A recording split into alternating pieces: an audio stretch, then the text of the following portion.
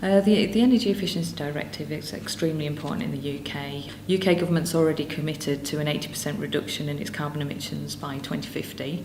A large amount of the carbon emissions we know comes from the built environment, and Article 4 of the Energy Efficiency Directive is aimed at addressing just that issue. It's aimed at putting together a long-term strategy that will overcome emissions from the built environment, look at the current building stock and take the energy consumption of those buildings down to a very low level. When you compare the building stock in the UK with the rest of Europe, our buildings are a lot poorer quality. We know we've got a lot further to go.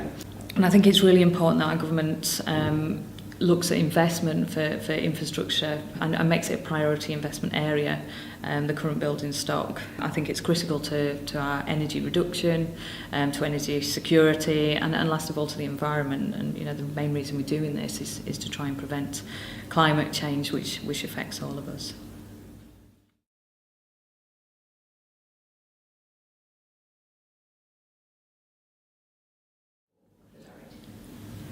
By April this year, we know that our government is required by Europe to put in place a renovation strategy under Article 4. We're concerned that the UK government feels it's already doing enough with its Green Deal and eco policies that it's already got in place. Last year, I worked on a project with the Energy Efficiency Partnership for Buildings. We looked at whole house energy efficiency retrofit and what the barriers were to doing such a project. We identified over 400 barriers, and that was with the current policy landscape in place, so with Green Deal and with eco, and ahead of the cutbacks that they've recently made to the Energy Company Obligation Scheme. So in order to address those 400 barriers, the government needs to do a lot more if we're going to overcome those issues, if we want to meet the scale required to retrofit the entire building stock and take the energy consumption down to the levels required. I think it's really important that we don't just do a tick box exercise. There's a real danger that that's what will happen. If we do that, we'll miss out on the opportunity to get together the key stakeholders across industry, to get government and get us all on the same page, to have that real vision for what the future looks like and get us all working towards the same goal. If we have that in place, I think we're more likely to meet the requirements and meet our own goals in the UK as well.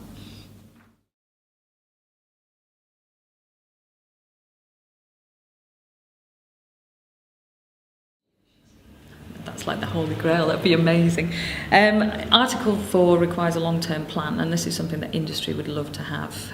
If we're going to invest with confidence, if we're going to increase our capacity, come up with the solutions that will help the government to meet the requirements of Article 4 of the Energy Efficiency Directive, then it's really important that we know what's coming. We have certainty. I think sometimes the need for certainty isn't always understood, but for manufacturers and the supply chain, it's all about being able to invest with confidence, to put the people in place, the investment in place to increase capacity, to reach the capacity required, and also to innovate those solutions. And we're not just talking about product solutions here, we're talking about process solutions that will increase the speed of renovation and also to minimise the impact on the occupants that are in the property and improve the whole process.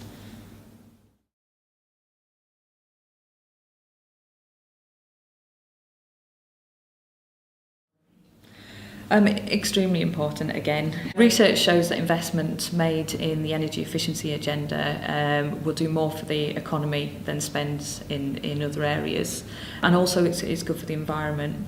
Along with that, it brings additional benefits. If it's done with a fabric first approach, then you've got the increased health and well-being of the occupants, which reduces spending in health, in healthcare, and also starts to eliminate fuel poverty. Also, again, we're looking at increased security of supply for our energy and many other benefits as well.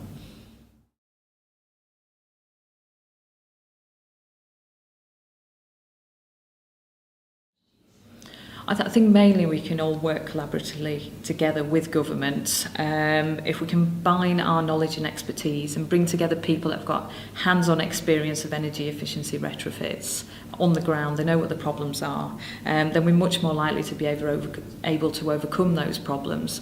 And in the end, in the long run, we'll have a much more successful renovation strategy in the UK.